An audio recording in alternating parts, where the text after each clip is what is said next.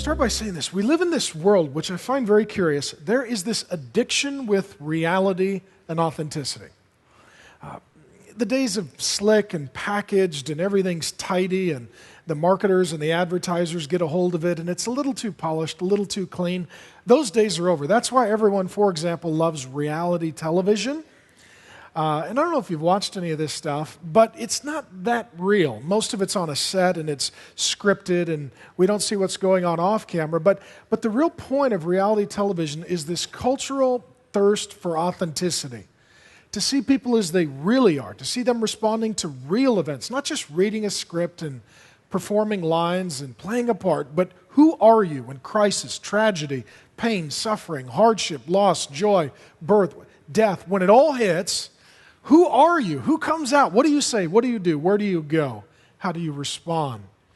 And what I really appreciate about that is that the Bible really is the only religious text that accommodates that kind of thirst and yearning.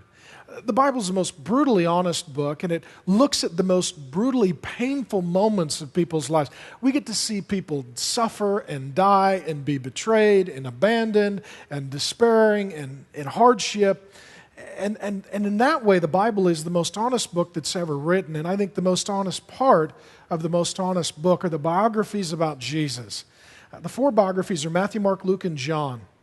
And they each tell us about the person and the work of Jesus in brutal honesty. We get to see Jesus in poverty. We get to see his family disrespected. We get to see him working a blue-collar job. We get to see him poor and homeless, betrayed by a friend, falsely condemned, brutally murdered. We get to see it all.